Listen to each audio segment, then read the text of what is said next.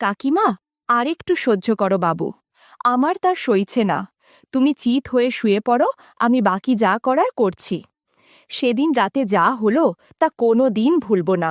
আমি ঋষি, এই বয়সেই প্রেমে ছ্যাঁকা খেয়ে বসেছি। উঠতি বয়সের ব্যথা ভোলাতে কিছু সহৃদয় বন্ধু এগিয়ে এসেছিল সেই সময়। তাই তাদের দৌলাতে সিনেমা দেখা শুরু হলো।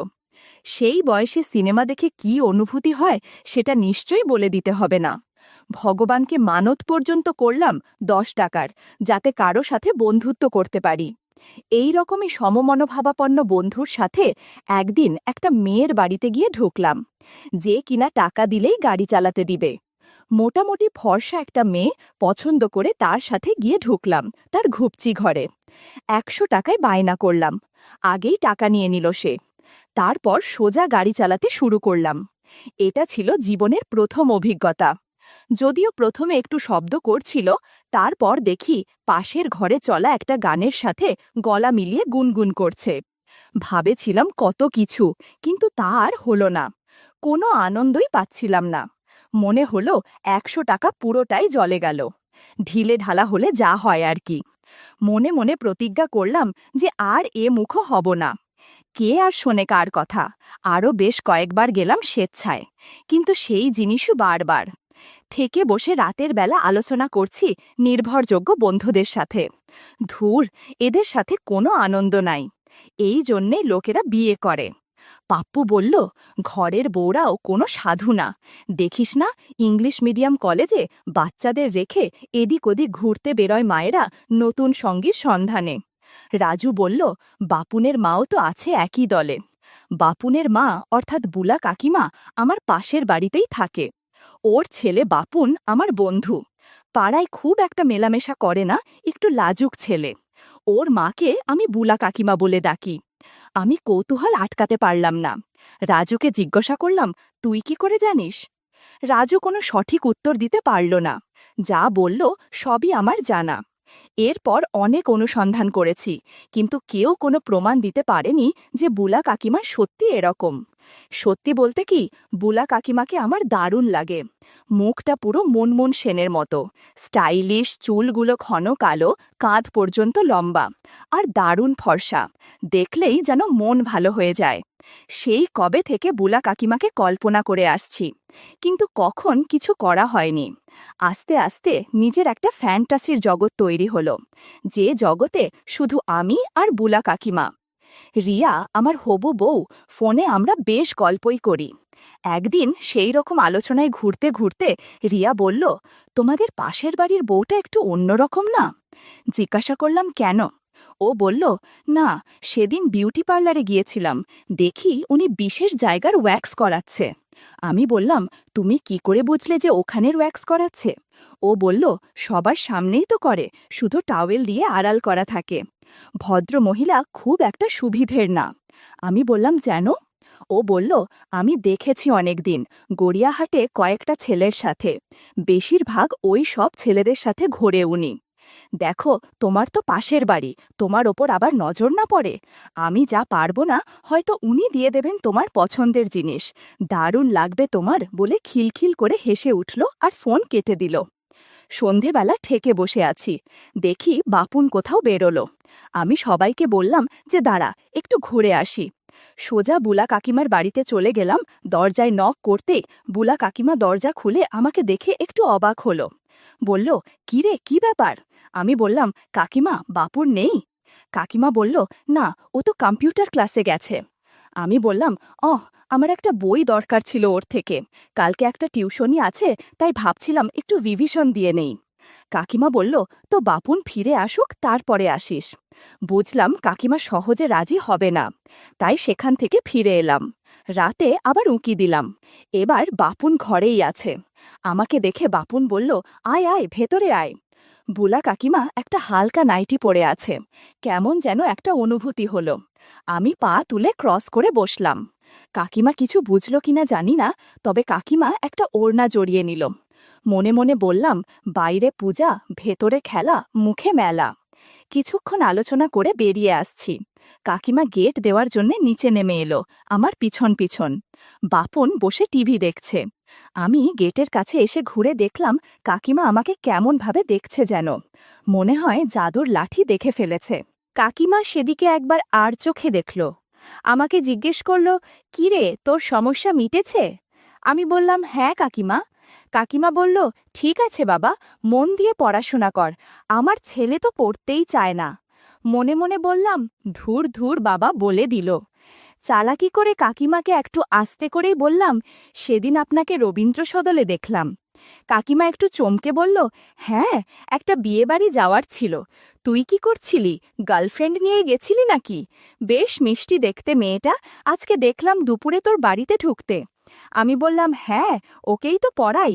কাকিমা বলল, ও, ওকে পড়াস? বাহ, আগে তো আসতে দেখিনি কোনোদিন। আমি বললাম, না, আসলে মা বাবা নেই বলে আমি বাড়িতেই আসতে বলেছি কয়েকদিন। কাকিমা বলল, ও, তো মা বাবাকে বলে দিলেই তো পারিস। লুকিয়ে লুকিয়ে নিয়ে আসলে নানা লোকে নানা কথা বলবে, তাই না? ও একটা ইয়াং মেয়ে, বদনাম হবে, কি দরকার এসবের? আমি বললাম, না না, মা বাবা জানলে সমস্যা হবে। কাকিমা বলল, তো আমি বলে দেব তো, বল বৌদিকে। আমি বললাম, আচ্ছা বলো, কিন্তু আগে একটা চাকরি পায় তারপর। কিন্তু কাকিমা, একটা কথা জিজ্ঞাসা করব ভাবছিলাম, কিন্তু সাহস পাচ্ছি না। আসলে আমার তো সেরকম বৌদি বা কেউ নেই যে জিজ্ঞাসা করব।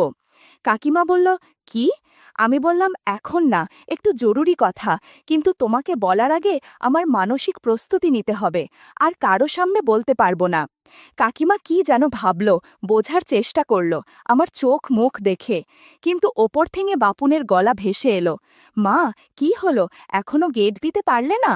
কাকিমা আমাকে বলল, কালকে আসিস, বাপুন না থাকলে। আমি বাড়ি চলে এলাম। সারা রাত বুলা কাকিমাকে নিয়ে নানান ফ্যান্টাসিতে ভেসে চলল মন। পরের দিন সন্ধ্যের জন্য অপেক্ষা করে রইলাম। দেখলাম যে বাপুন চলে গেল। এখন ওদের বাড়ির দিকে হাঁটা দিলাম। কাকিমা দরজা খুলে আমাকে ভেতরে আসতে বলল। কাকিমা একটা চেয়ারে বসল, আর আমি সোফার ওপরে বসলাম। বল, কি যেন বলবি বলছিলি কাল? আজ খুব সুন্দর দেখছে কাকিমাকে। হয়তো বাইরে গিয়েছিল কোথাও, তাই লিপস্টিক পরা রয়েছে। সুন্দর করে চোখে কাজল দেয়া, চুলগুল বারবার কপালের ওপর এসে পড়াতে বারবার হাত দিয়ে সরাচ্ছে।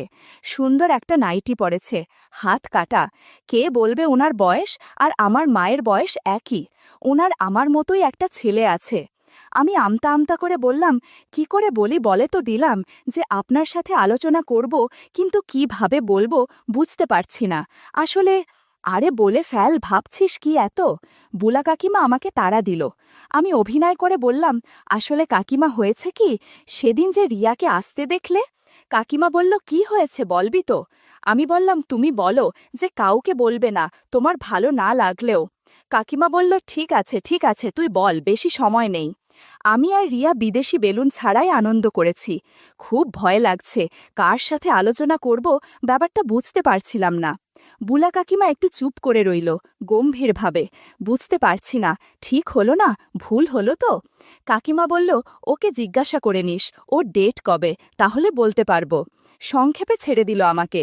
কি করব বুঝতে পারছি না, চলে যাব না আরও আলোচনা চালাবো। আমি উঠে কাকিমার সামনে দাঁড়ালাম। ভাবছি, চলে গেলে এই শেষ, আর চান্স পাবো না, কিন্তু কি করি? কাকিমা আর চোখে আমার দিকে দেখলাম। সাহস করে বলেই ফেললাম, ওর তো অল্প বয়স, এই বয়সে কি হতে পারে? বোকা সেজে তবুও প্রসঙ্গটা চালিয়ে যাবার চেষ্টা করলাম। আসলে কাকিমা, আমি তো হোস্টেলে ছিলাম, তাই এত ধারণা নেই আমার। কাকিমা বলল, ঠিক আছে, তুই জেনে আমাকে জানাস, আমি বলে দেব, ফোন করলেই হবে, এটা বলার জন্যে লুকিয়ে আসতে হবে না। লে হালুয়া, কোনো রিয়াকশন নেই, কি হবে এবার? লাস্ট ট্রাই করি, যা হওয়ার হবে। আসলে ও এত জোর করল, আমি থাকতে পারিনি সেদিন। এই বয়সী মেয়ে কেন যেন ভালো লাগে না, ওকে বিয়ে করে কি করে সুখী হব তাও জানি না। বুলা কাকিমা চুপ করে রইল, মুখে বিরক্তিতে ভরা।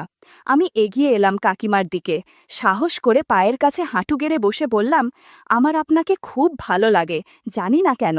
খুব গম্ভীর হয়ে গেল মুখটা ওনার। আমি তাও বলে চললাম, আমি সব সময় আপনাকেই কল্পনা করি। তারপর একটু ছক করে বললাম, পাড়ার ছেলেরা আপনার সম্বন্ধে খারাপ কথা বললে আমার খুব কষ্ট হয়, জানি না কেন। বুলা কাকিমা থম মেরে আছে, মুখে চোখে বিরক্তি। আমিও নাছোড়বান্দা। আমি উনার কোলে মাথা রেখে বলে চললাম যে, যাই বলুক, আমার আপনাকে ভালো লাগে। আপনার নাও লাগতে পারে। আপনি রাস্তা দিয়ে হেঁটে গেলে আমি অপলকভাবে তাকিয়ে থাকি। আবার ছক করে বললাম, সেদিন রবীন্দ্র সদন থেকে আপনি একটা ছেলের সাথে চলে গেলেন। আমার বুক ফেটে যাচ্ছিল, হিংসে হচ্ছিল আমার সেই ছেলেটার ওপরে। কি করব বলুন, আমি বেকার আপনাকে নিয়ে কোথাও বেড়াতে যাব বা দামি কিছু গিফট কিনে দেব, সেই ক্ষমতা আমার নেই। আমি অনেক আশা নিয়ে বোলা কাকিমার দিকে তাকালাম, দেখি মুখে চোখে সেই একই বিরক্তি। মনে মনে বললাম, এ তো সাধু সেজে লাভ নেই, সব জানি আমি। কোনো উপায় না পেয়ে জাদুর লাঠি তার হাতে দিলাম, তবুও কোনো উত্তর নেই। আর কোনো উপায় না পেয়ে আমি বেরিয়ে এলাম বুলা কাকিমার বাড়ি থেকে। ঠেকে বসে কি করলাম সেটা ভাবতে ভাবতে বহুদিন কেটে গেল। আমার ফ্যান্টাসি রয়ে গেল। দ্রুত রিয়ার সাথে বিয়ে ঠিক হয়ে গেল। আমিও ভাবলাম, আর কতদিন এইভাবে থাকা যায়, ঘরেই নিয়ে আসি ওকে। বৌভাতের দিন বুলা কাকিমা এলেন। সেই ঘটনার পরে আমিও এড়িয়ে যেতাম, আর উনিও আমাকে এড়িয়ে যেতেন। আজ আমাকে একা পেয়ে আমার কাছে এসে বলল, সেদিন রিয়ার ঘটনাটা নিশ্চয়ই সত্যি ছিল না, তাই না? আমি খুব লজ্জায় পড়ে গেলাম। উনি আমাকে বুঝে ফেলেছেন পুরোপুরি। আমি হাঁ করে ওনার দিকে তাকালাম। কাকিমা বলল, এখন রিয়ার সাথে বিয়ে হচ্ছে, এখন আর সমস্যা হবে না। ভালোভাবে গাড়ি চালাস আর বিদেশি বেলায় সাথে রাখিস। কাকিমার কথা শুনে আমি নিজের কানকে বিশ্বাস করতে পারছিলাম না। এবার যা, তোর বউ আবার সন্দেহ করবে যে আমার সাথে কি ফিসফিস করছিস। আমার মাথার মধ্যে বুলা কাকিমা ঘুরছে। এরম বাউন্সার দেবে ভাবিনি, একদম মাথায় বল লাগলো। রিয়ার দিকে তাকিয়ে দেখি ও পরীর মতো সেজে ওর বান্ধবীদের সাথে হাসি ঠাট্টা করছে, মাঝে মাঝে আমার দিকে তাকাচ্ছে। এখনও সেরকম ভিড় হয়নি, পাড়ার লোকজন তো আস্তে আস্তে প্রায় 9টা বাজবে। বুলা কাকিমা আজকে বেশ গুছিয়েই এসেছেন মনে হয়। আরও 2-1 পরিচিতকে পেয়ে বুলা কাকিমা সেদিকে ভিড়ে গেল। আমি আর চোখে বারবার দেখতে শুরু করলাম। আজ আমার ফুল সজ্জা, একদিকে নতুন বউ, একদিকে কাকিমা। কাকিমা আজকে দারুণ সেজেছে। সবুজ একটা বেনারসি পরেছেন, সাথে স্লিমলেস ব্লাউজ। আমার মায়ের পাশে দাঁড়িয়ে আছেন উনি, দেখে মনে হচ্ছে যে রিয়ার কোনো বান্ধবী। রিয়াকেও আজ ডানাকাটা পরি ছাড়া আর কিছুর সাথে তুলনা করা যায় না। কলকাতার টপ মেকআপ আর্টিস্ট ওকে আজ যত্ন করে সাজিয়েছে। কিন্তু আমি ঘুর করতে শুরু করলাম বুলা কাকিমার আশেপাশে। বুলা কাকিমা সেটা বুঝেও আমাকে প্রশ্রয় দিচ্ছিল। জানি না কেন, কেমন একটা মনে হচ্ছিল লোকজনের ভিড় এড়িয়ে বুলা কাকিমাকে নিয়ে কোথাও চলে যাই, কিছুক্ষণ সময় কাটিয়ে আসি। সেটা সম্ভব না, ভালো করেই জানি। কাকিমা আমার দিকে কপট রেগে বললেন, আজকে তো নতুন বউ, আমার মতো বুড়ি হঠাৎ কেন পছন্দ? বলেই আমার উত্তরের অপেক্ষা না করে অন্যদিকে চলে গেল। আমি জানি এবার সময় আর সুযোগের সন্ধানে থাকতে হবে, শুধু ধৈর্য ধরে অপেক্ষা করতে হবে। আস্তে আস্তে ভিড় ফাঁকা হয়ে এলো। সবাই বিদায় নিচ্ছে নবদম্পতিকে শুভেচ্ছা জানিয়ে। বুলা কাকিমা রিয়ার দিকে এগিয়ে গিয়ে কি বলল যেন, রিয়া লজ্জায় লাল হয়ে গেল। রাতে রিয়ার সাথে অনেক সময় কাটিয়েছি, কিন্তু প্রতিবার বুলা কাকিমার কথা মাথায় আসছিল। বিয়ের পর রিয়াকে আড়াল করে করে অনেক কথা বলেছি বুলা কাকিমার সাথে। যখনই কথা হতো আমার আর রিয়ার ব্যাপারে জিজ্ঞাসা করত, আমি ভালো করে গাড়ি চালিয়েছি নাকি, এইসব। আমিও খোলামেলাভাবে গুছিয়ে বলতাম। একদিন ফোনে আমি রেগে গিয়ে বলেই দিলাম, আচ্ছা সত্যি করে বলো তো, তুমি কি আমাকে গাড়ি চালাতে দেবে না কাকি? কাকিমা বলল, সেটা যে সম্ভব না তুই ভালো করে জানিস। আমি রাগে ফোনটা কেটে দিয়েছিলাম। এরপর বহুদিন কথা হয়নি। একদিন আমি এক ভদ্রলোকের সাথে দেখা করতে টলিগঞ্জ গেছি। ফেরার সময় দেখি একটা অটোতে করে বুলা কাকিমা ফিরছে। আমাকে দেখে অটো থামিয়ে আমাকে উঠতে বলল। আমি উঠব না, তাও জোর জার করে অটোতে উঠালো। অটোওয়ালাকে বলল, ভাই গলফ ক্লাবের দিকে নিন তো। আমরা গল্ফ ক্লাবের নির্জন রাস্তা দিয়ে হাঁটা শুরু করলাম। কাকিমা প্রথমে বলল, রেগে আছিস কেন? নানা কথাবার্তায় রাগ কমল। ঠিক হলো যে যখন সুযোগ হবে বুলা কাকিমা আমাকে ডাকবে। একদিন কাকিমা ফোন করে বলল, আমার বাড়িতে আয়। আমি 6-9 চিন্তা না করে সিঁড়ি দিয়ে উঠলাম। দরজা নক করতে বুলা কাকিমা দরজা খুলে দিল। আমি থমকে গিয়ে দেখলাম যে আমার জন্যে এত আয়োজন। গাছের বাতাবি লেবু রেডি করে রেখেছে, চোখে একটা ব্লু কন্টাক্ট লেন্স পরেছে, আইলাইনার দিয়ে সুন্দর করে চোখ আঁকা, সুন্দর একটা শাড়ি পরেছে, সাথে স্লিভলেস ব্লাউজ। আমি ঢুকেই ভালো করে দেখলাম কাকিমাকে। যুবতী মেয়ের মতো অপেক্ষা করছে আমার জন্য। বুক ধকধক করছে, এতদিনের স্বপ্ন পূরণ হওয়ার লক্ষ্যে এগিয়ে এসেছে। বুলা কাকিমা আমার দিকে তাকিয়ে আছে, আমিও ওর গভীর চোখের দিকে তাকিয়ে আছি। আস্তে আস্তে করে বলল, কিরে, গাড়ি চালাবি না? বুলা কাকিমার ধৈর্য শেষের দিকে। আমি বললাম, শাড়ি আর পেটিকোট উজে নাও, তারপর এখানে বসো। কিছুক্ষণ পর গাড়ি চালাতে শুরু করলাম। কাকিমা বলল, হায় ভগবান, আমি বোধহয় শেষ হয়ে যাব, আস্তে আস্তে চালাও। ইউটিউবের করা নিয়মের কারণে কিছু ঘটনা সরাসরি বলা যাচ্ছে না। তোমরা কমেন্টে দেয়া লিঙ্ক থেকে আমার ওয়েবসাইট ভিজিট করো, সেখানে একদম মনের মতো গল্প দেয়া আছে, যেগুলো ইউটিউবে পাওয়া যায় না। সারা ঘরে অদ্ভুত শব্দ। কাকিমাকে বললাম, প্লিজ চেঁচামেচি কর না। উপায় না পেয়ে কাকিমার মুখে একটা রুমাল দিয়ে দিলাম। আরও 20 মিনিট পর কাকিমাকে বললাম, আশীর্বাদের প্রসাদ খাবে নাকি? কাকিমা একবারে তৈরি হয়ে গেল। তারপর কাকিমাকে প্রসাদ খাইয়ে আশীর্বাদ করে বললাম, ভগবান তোমার মঙ্গল করুক। একটু পর আমরা সেখানেই বিশ্রাম নিচ্ছি। কাকিমা বলল, রিয়ার কি হবে? আমি বললাম, কি হবে আবার, ও আমার সাথেই থাকবে। রাতে ওর সাথে সময় কাটাবো, তুমি কোনো চিন্তা করো না, আমি তোমাকেও সময় দিব। সেদিন রবীন্দ্র সদনে ওই ছেলের সাথে কি করছিলে বলো তো?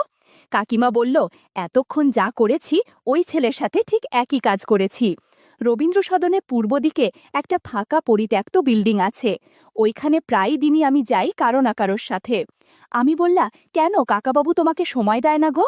কাকিমা বলল, তোর কাকাবাবুর কথা ভুলে যা, কাজে যায় আসে, 3 বেলা খাবার খায় আর ঘুমায়, আমার দিকে ফিরেও তাকায় না। আমারও তো কিছু দরকার, তাই না বল? তাছাড়া তোর বয়সের ছেলেদের সাথে বন্ধুত্ব করতে আমার ভালো লাগে। আজ পর্যন্ত যতজনের সাথে বন্ধুত্ব করেছি তারা সবাই তোর বয়সের। শোনো কাকিমা, আজ থেকে তুমি শুরু, আমার সাথে থাকবে, ওদের কথা ভুলে যাও। কাকিমা জাদুর লাঠি ধরে প্রতিজ্ঞা করল, এখন থেকে আমার সাথে সময় কাটাবে, আর যখন দরকার হবে তখন বাড়িতে ডেকে নিবে। সেদিনের পর থেকে আমার বউ রিয়ার পাশাপাশি কাকিমার সাথে সংসার করতে শুরু করলাম।